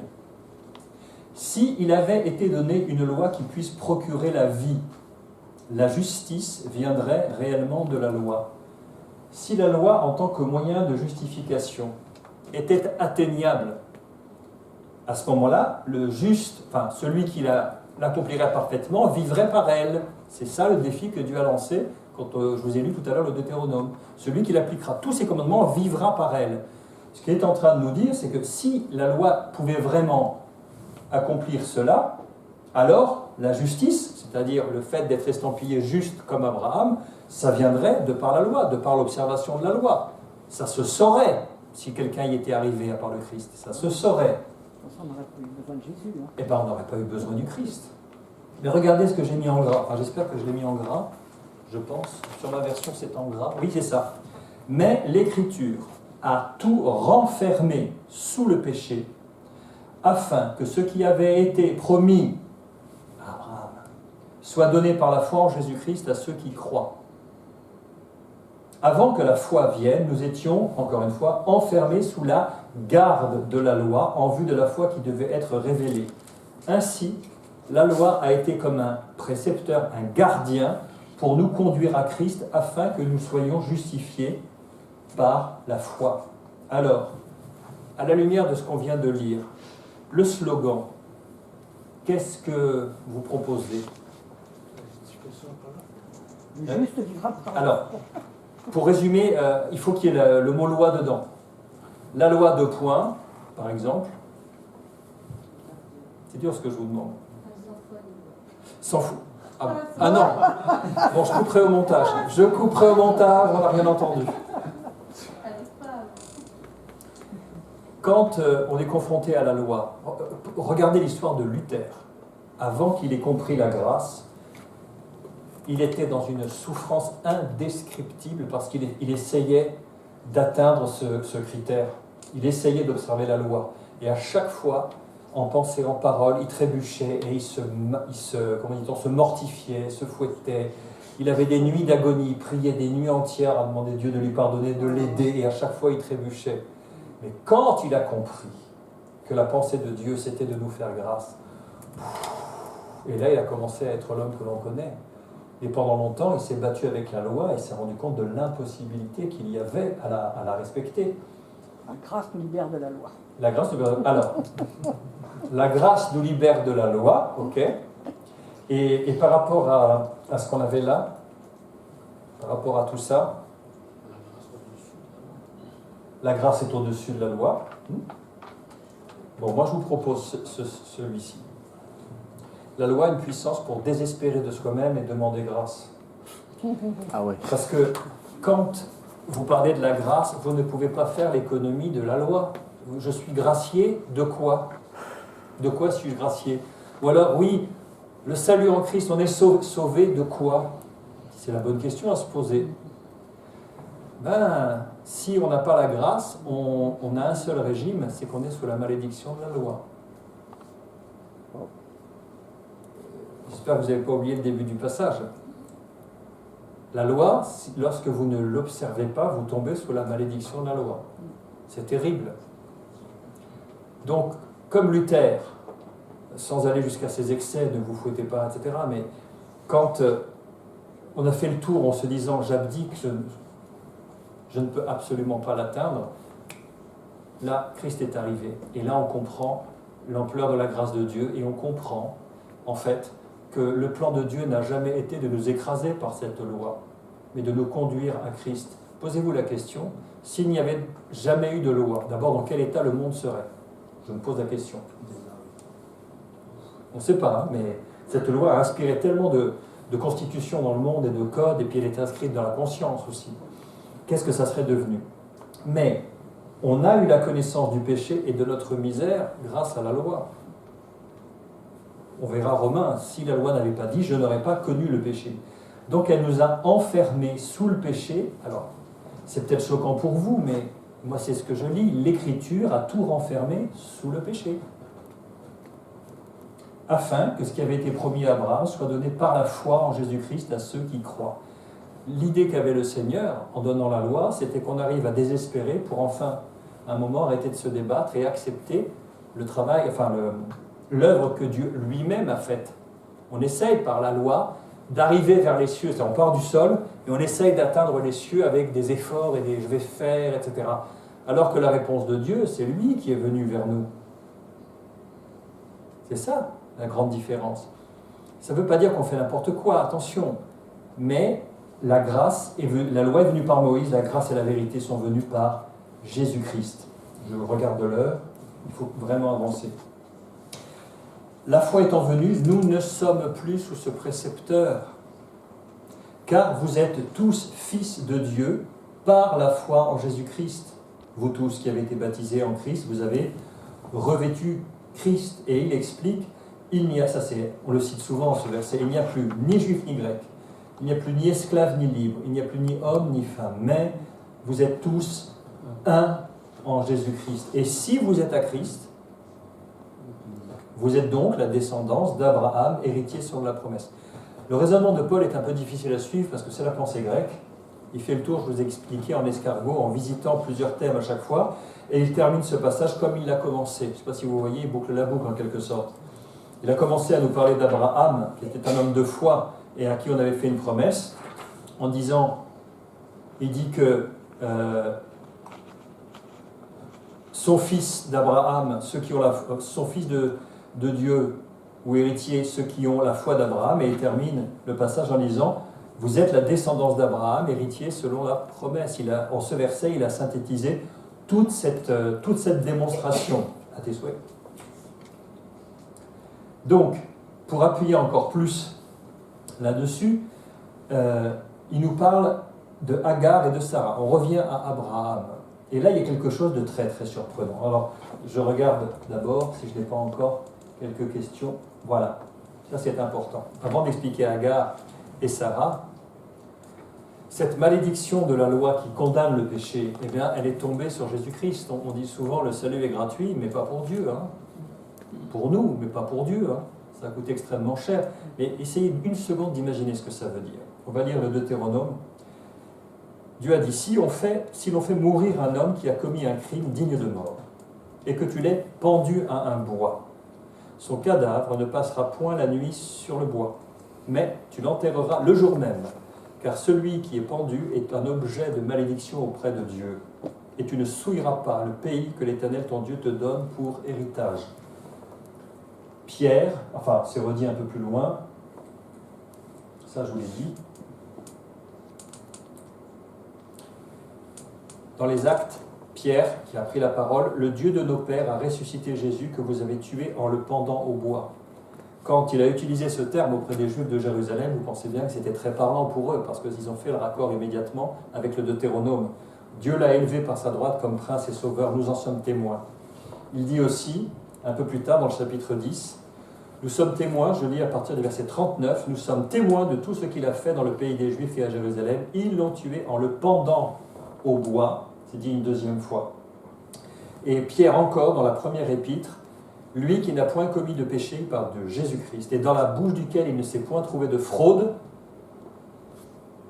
ça vous fait penser à Ésaïe 53 peut-être, lui qui injuriait ne rendait point d'injure, maltraité ne faisait point de menaces, mais s'en remettait à celui qui est juste justement, lui qui a porté lui-même nos péchés en son corps sur le bois, afin que, mort au péché, nous vivions par la justice, lui par les meurtrissures duquel vous avez été guéris, encore Ésaïe 53.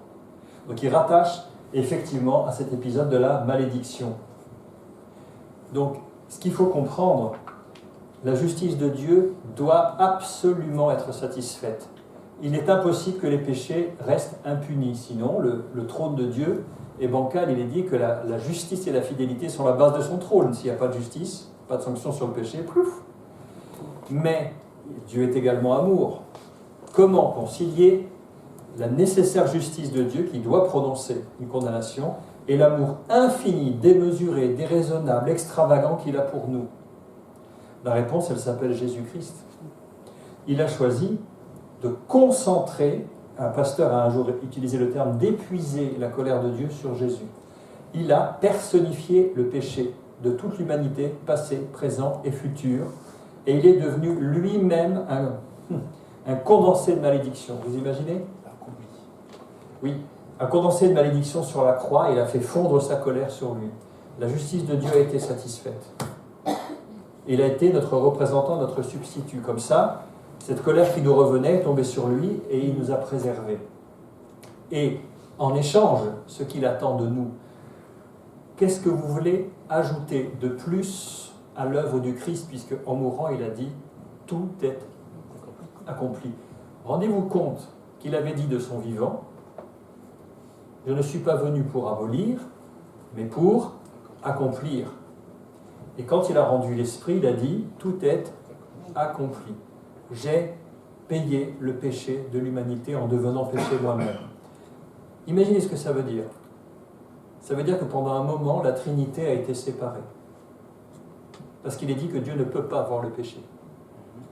Pourquoi a-t-il créé? Pourquoi m'as-tu abandonné? Et là, lama sabachthani, pourquoi, mon Dieu, pourquoi m'as-tu abandonné? Il y a eu une rupture pour la première fois, où le Seigneur a détourné le regard de cette éponge de souillure et d'atrocité, de péché qui était devenu son Fils. Voilà ce qu'il a fait pour nous. Il faut comprendre ça. Hein? Mais comme il était parfait, la mort n'a pas eu de prise sur lui. Tout ça a glissé. C'est pour ça que Dieu l'a ressuscité. Heureusement que l'histoire ne s'arrête pas là. Hein? Vous avez compris ça? D'accord? Faut bien comprendre que, encore aujourd'hui, quand on pêche délibérément, il faut savoir qu'on a apporté notre part à sa souffrance à chaque fois, au Christ. C'est pas neutre en disant ça s'est passé il y a 2000 ans, donc non, il avait déjà en vue. Je me demande dans quelle mesure d'ailleurs, vu la connaissance que l'Esprit a, si le Christ n'avait pas vu défiler nos visages à toute allure. Je me suis posé parfois la question sur la croix. Quand il était accablé par les péchés de l'humanité, s'il ne voyait pas nos noms défiler en disant « lui c'est fait, elle c'est fait ». Émilie, il est du boulot, hein. C'est fait. C'est pas vrai, je te taquine. C'est fait, j'ai payé. Et ce « tout est accompli » fait référence à une autre parole du Christ, à la fin dans l'Apocalypse, quand il dit « c'est fait, le royaume est à notre Dieu ». On voit qu'il y a des accomplissements qui se font, mais le plus important c'est « tout est accompli ». Donc la loi a été... La malédiction de la loi est tombée sur lui, mais lui, il l'a entièrement accompli, et il a été agréé par Dieu, parce que c'était un sacrifice d'une pureté infinie. Il faut... Vas-y. Juste pour revenir, il y a une image qui m'est venue à l'esprit. Est-ce que je peux... Le micro, je ne sais pas où il est. Ou vous allez dessiner... Oui, viens. Décidé. Donc du coup, quand il y avait les deux flèches que tu avais avec la grâce dans une direction et la loi dans une direction, du coup j'ai essayé de concilier ça dans ma tête quand en même temps on parlait du médiateur et le médiateur n'était pas contre l'un et l'autre. Oui, celui-ci. Donc du coup, on pourrait dire, ok, la loi et la grâce c'est deux choses différentes, mais j'ai vraiment l'image qu'on va tous vers la mort là. Et c'est comme si la loi était là pour te dire, ok, voici comment arriver à la vie éternelle par tes propres forces, tu vois. Et du coup, ça allait dans cette direction et personne ne pouvait arriver à atteindre la vie éternelle par leur propre force. Et du coup, Jésus est venu. Donc ça c'est la loi. Et Jésus est venu et il a dit, ok, non, vous ne pouvez pas arriver par la loi, mais vous pouvez arriver par la grâce qui est accessible que par moi. Mais c'est pas contre la loi, parce qu'ils vont les deux dans la même direction et ils se ressemblent au final. Mais on ne peut pas être sur le chemin de la loi et de la grâce en même temps. Donc soit, comme tu as dit, soit on choisit la grâce, soit on choisit la loi, mais on peut pas... Tu veux dire, toi, tu aurais fait plutôt les flèches en parallèle? Oui. Sauf que là, c'est pour illustrer, la loi ne procède pas de la foi. C'est pas pour... Parce que j'ai imaginé effectivement faire 2 routes avec un seul tunnel. En disant, il n'y a pas la place pour 2, qu'est-ce que vous choisissez? J'avais imaginé ça. Mais là, c'était pour illustrer le verset, la loi ne procède pas de la foi, que j'ai fait 2 flèches divergentes. Mais je suis d'accord avec... Donc, du coup, quand on est sur la grâce, nos vies ressemblent quand même à une vie sous la loi parce qu'on obéit à Dieu, qui est le même Dieu qui a cette même loi aussi. Donc, oui. Qui répond un peu à tout le monde. Je peux dire quelque chose par rapport à ça? On a le record des débats de toutes les sessions qu'on a faites depuis le départ. Désolé. Mais non, je ne suis pas désolé, au contraire. Mais je rebondis sur ce qu'elle Au dit. contraire, mais je trouve ça bien. Et je vois là qui tourne aussi. Oui, parce qu'effectivement, il y a un petit passage qui m'a marqué là. Juste après avoir dit que la loi ne procède pas de la foi, mais elle dit, celui qui mettra ces choses en pratique, il vivra par elles. Oui. Ces choses, c'est quoi? Tous les commandements, toutes les ordonnances, toute la loi. La loi. Voilà. En fait, non, c'est plutôt l'esprit de la loi. Oui. Oui, alors, tu ouvres un débat dans le débat. Voilà, d'accord. Donc c'est la grâce qui était l'esprit de la loi. Oui, parce que quand on regarde les promulgations, les 7 promulgations de Dieu qui étaient dans la fin du chapitre d'avant, on voit qu'il y a dans la création, etc. Et après, il y a l'étape de Pierre, et après, inscrite dans les cœurs, d'abord Christ, qui est la parole incarnée, et après, nous, chrétiens, on est des lettres vivantes pour le monde, où finalement, on manifeste cette perfection qui n'est pas de nous-mêmes, mais que l'Esprit nous rend capable de. On est des saints qui péchons encore, disait quelqu'un. Donc tu as raison. Alors, j'avance sur ça. Quand Paul dit dans les Romains, je n'ai pas honte de l'Évangile, c'est dans le prologue, c'est la puissance de Dieu pour le salut de quiconque croit. Du juif premièrement, donc finalement descendant d'Abraham, puis du grec, c'est-à-dire du non-juif en fait. Parce qu'en lui est révélée la justice de Dieu par la foi et pour la foi, selon qu'il est écrit, le juste vivra par la foi. Et l'idée ici, c'est qu'effectivement, la justice de Dieu, ce n'est pas la justice dans le sens où nous, on l'appliquerait. La justice de Dieu, elle nous dépasse en ce qu'il a frappé son Fils pour qu'on ait la vie éternelle. Un amour déraisonnable ou un amour extravagant. Et voilà, Christ est la fin de la loi pour la justification de tous ceux qui croient. En effet, Moïse définit ainsi la justice qui vient de la loi. L'homme qui mettra ces choses en pratique vivra par elle. Donc quand le Christ est venu, c'est la fin de la loi comme moyen d'être rendu juste. Mais la loi, en tant que parole de Dieu, n'a pas de fin. On est bien d'accord sur cet aspect-là des choses. Quand le Christ dit aussi, dans Jean 6, à propos de la manne qui est descendue du ciel, comme le Père qui est vivant m'a envoyé, que je vis par le Père, ainsi celui qui me mange vivra par moi. Vous vous souvenez de cette parole? Car ma chair est vraiment une nourriture et mon sang est vraiment un breuvage. Ça a été dur pour les disciples. Oh, cette parole est dure, qui peut l'écouter? Puis ils sont tous partis. Mais qu'est-ce que vous comprenez par ça? Pardon. Celui qui me mange vivra par moi. C'est ici le pain qui est descendu du ciel. Il n'en est pas comme de vos pères qui ont mangé la manne et qui sont morts. Celui qui mange ce pain, c'est-à-dire lui-même, vivra éternellement. Pardon.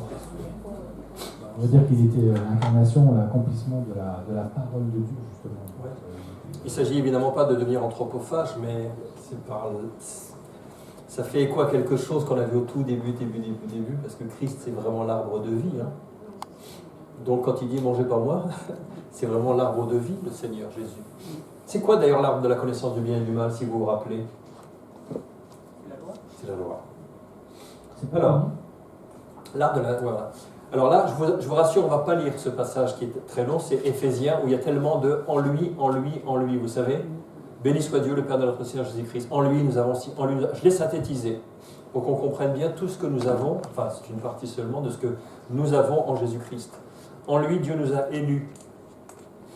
Il nous a prédestinés à être ses enfants d'adoption, il nous a adoptés. On a la rédemption, tiens, tout seul, par son sang et le pardon des péchés. Nous sommes réunis avec Dieu, avec les choses célestes et terrestres, en lui, un en Christ. On est devenus héritiers, héritières. On est prédestinés à servir à sa louange pour le glorifier. On est scellés par le Saint-Esprit. Tout ça en lui, en Jésus-Christ. Alors, on va comparer dans ce schéma La loi ou la grâce? D'un côté, je vais me mettre comme ça. D'un côté, la loi cherchait à être juste par ses propres efforts, essayait d'atteindre les cieux par sa religion, accomplir plus d'actions bonnes que de mauvaises, on l'entend souvent ça. Il essaie de compenser, ne pas être sûr de son salut. Il reste toujours un doute pour ces personnes-là. Et là, vous voyez, on essaie d'atteindre les cieux. La grâce, on reçoit la justice que Dieu donne. C'est-à-dire que Christ a réussi, lui, à accomplir la loi, il est déclaré juste, et comme nous sommes identifiés à lui dans sa mort et dans sa résurrection, cette justice nous est transférée. Vous vous souvenez les 9 échanges que je vous avais montrés à la croix? Christ a pris notre pauvreté pour qu'on soit enrichi, il a pris la mort pour qu'on ait la vie éternelle, il a pris la honte, il nous a donné sa gloire. Vous vous souvenez de ça? Il était rejeté pour qu'on soit adopté, etc. Il y a 9 échanges qui ont eu lieu. Dans ce schéma de la grâce, c'est les cieux qui sont venus jusqu'à nous. Personne n'est monté au ciel, sinon celui qui est descendu du ciel, dit-il à Nicodème. La grande différence, c'est qu'on ne s'appuie pas sur nos propres efforts, on s'appuie sur ce que Christ a fait, sur l'œuvre de Christ, par la foi. On ne peut rien présenter à Dieu, j'ai fait ci, j'ai fait ça, non. Mais par la foi, on croit à la perfection de l'œuvre de rédemption que Christ a fait. C'est ça la grande différence. On s'appuie sur ce que lui a fait, pas sur ce qu'on pourrait faire. Et on a l'assurance du salut parce que Dieu s'y est engagé. Ses promesses sont certaines et entièrement dignes d'être reçues. Ça va toujours? Bientôt fini. Le plan du salut. Regardez. Je vais montrer avec mon doigt parce que je m'aperçois qu'à la vidéo, le petit point du laser, on ne le voit pas tellement, mais vous avez ici, là-bas, la chute, catastrophe. La communion avec Dieu est rompue. Et puis à un moment, Dieu lève un homme qui s'appelle Abraham, il se révèle unilatéralement à lui, il lui fait une promesse unilatérale, tous les peuples seront bénis, tous les peuples de la terre seront bénis en toi au travers de ta descendance. Le ta descendance, c'est ce qu'on vient de lire dans Galates.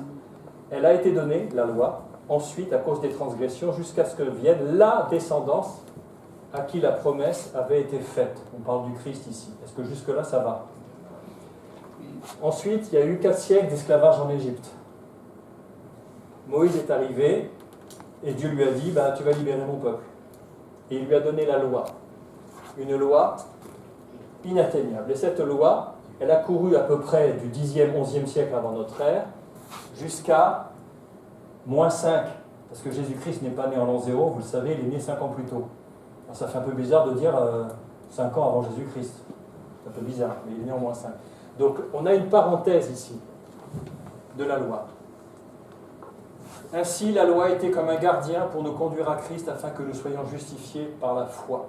À partir de là, Christ est venu. Ne croyez pas que je sois venu, là j'ai pas le bras assez long, pour abolir la loi ou les prophètes. Je suis venu non pour abolir, mais pour accomplir. Et il est dit dans 1 Corinthiens 1, verset 10, Jésus-Christ, qui par la volonté de Dieu a été fait pour nous sagesse, justice, sanctification et rédemption. Lui, il a tout accompli. Et à partir de ce jour, on est dans la grâce, le Fils de Dieu, Christ, l'agneau parfait, descendance promise à Abraham et au travers duquel la bénédiction du salut et du pardon est accordée à tous les hommes et à toutes les femmes. Là, c'est la période de l'Église primitive. Et ici, vous avez tout le reste de l'histoire, l'Antiquité, le bas Moyen-Âge, le haut Moyen-Âge, jusqu'aux époques modernes. Et là, c'est nous, ici. Donc vous voyez que le Seigneur était un Dieu de grâce avant, il est un Dieu de grâce après. Mais la parenthèse de la loi a été donnée pour les raisons que nous avons citées, donner la connaissance du péché, désespérer de nous-mêmes pour qu'on soit prêt à accepter, qu'on s'épuise d'ailleurs, et qu'on soit prêt à accepter le salut quand il se présenterait. Et dernière question, que faire pour ceux qui n'ont pas eu connaissance de la loi? Qu'est-ce qui va leur être appliqué alors comme régime? On peut se poser la question. Eh bien la réponse, elle est donnée dans l'Épître aux Romains. Tous ceux qui ont péché sans, c'est Romains 2, tous ceux qui ont péché sans la loi périront aussi sans la loi, et tous ceux qui ont péché avec la loi seront jugés par la loi. Ce ne sont pas en effet ceux qui écoutent la loi qui sont justes devant Dieu, mais ce sont ceux qui la mettent en pratique qui seront déclarés justes ou justifiés. Quand les païens qui n'ont pas la loi font naturellement ce que prescrit la loi, ils sont une loi pour eux-mêmes, eux qui n'ont pas la loi. Ils montrent que l'œuvre de la loi est inscrite dans leur cœur, leur conscience en rendant témoignage et leurs pensées s'accusant ou se défendant tour à tour.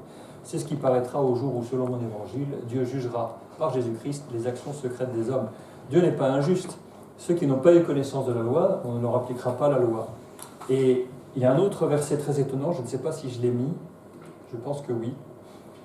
Quand Paul est à Athènes, vous savez qu'il est confronté à tous les philosophes dans l'Aréopage, il dit à un moment cette phrase en bleu, « Dieu, sans tenir compte des temps d'ignorance, annonce maintenant à tous les hommes en tout lieu qu'ils ont à se repentir parce qu'il a fixé un jour, etc., pour le jugement. » Vous savez, Dieu est bon et de toute façon, on peut avoir une certitude, c'est que son jugement sera juste. Quoi qu'il advienne, il tiendra compte absolument de toutes les circonstances. Mais enfin, la loi n'est pas un chèque en blanc ni un fétiche.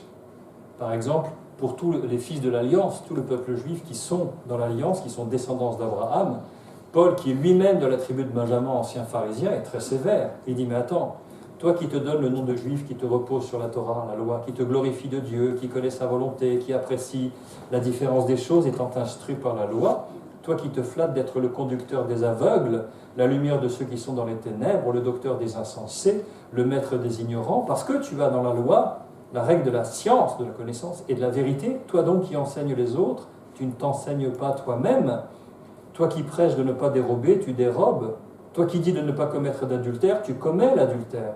Toi qui as en abomination les idoles, tu commets des sacrilèges. Toi qui te fais une gloire de la loi, tu déshonores Dieu par la transgression de la loi.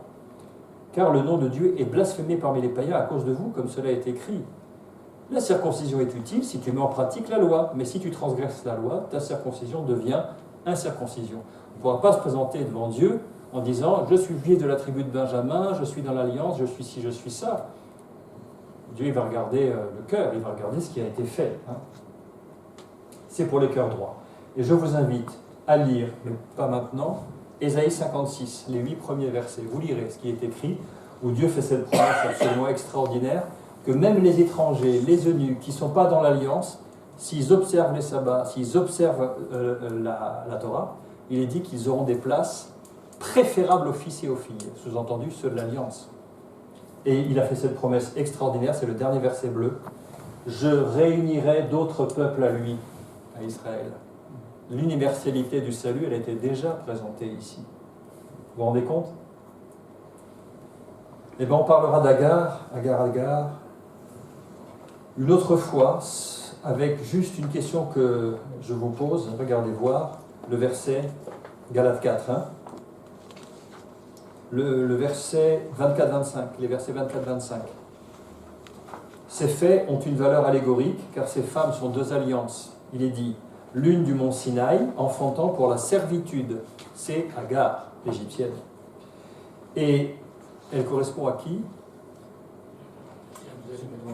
Si on raisonne un peu vite, on pourrait dire, ah ben au peuple arabe alors. Pas du tout. Ça correspond à la Jérusalem actuelle, qui est dans la servitude avec ses enfants. La servitude de quoi? L'esclavage de quoi? Comment? Ben nous tous, hein. Mais plus spécifiquement, de la loi. De la loi, ils sont enfermés à essayer, et c'est Paul qui le dit dans les Romains, il dit avec un cœur qui saigne, il dit « Je leur rends témoignage qu'ils ont du zèle pour Dieu, mais sans intelligence, parce qu'ils cherchent à établir leur propre loi et n'acceptent pas la justice qui vient de Dieu. » Sous-entendu, la justice qui vient de Dieu, c'est par Christ. Mais eux, non, ils ne veulent pas entendre du Messie, ils l'attendent toujours, et ils essayent d'observer la loi, ils ont rajouté des couches et des couches et des couches et des couches, et ils trébuchent à chaque pas. C'est triste comme constat. Donc oui, Agar, ce n'est pas les peuples arabes en fait, c'est la Jérusalem actuelle avec ses enfants.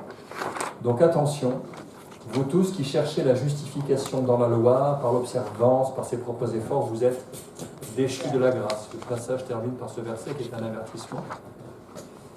Et pour nos vies aussi, on a beau connaître le Christ, vous verrez que ces deux forces se combattent en nous souvent, la loi et la grâce. On veut bien la grâce pour nous, mais ce qui vient en premier quand on est en colère, c'est appliquer la loi aux autres. Vous ne pouvez pas avoir deux régimes qui cohabitent, la loi et la grâce dans vos vies, il n'y en a qu'un seul qu'il faut choisir dans les deux sens. Qui a le micro? Tu veux bien prier? Ne me le tente pas. Merci Seigneur pour ces moments de partage sur ta parole, sur ce plan incroyable que tu as mis en place, cette loi merveilleuse que tu as voulu publier pour nous. Merci pour cette grâce. Je te prie que ton esprit continue à travailler nos cœurs pendant ces jours qui viennent et que tu puisses vraiment révéler ce message personnellement à chacun de nous. Au nom de Jésus. Amen. La semaine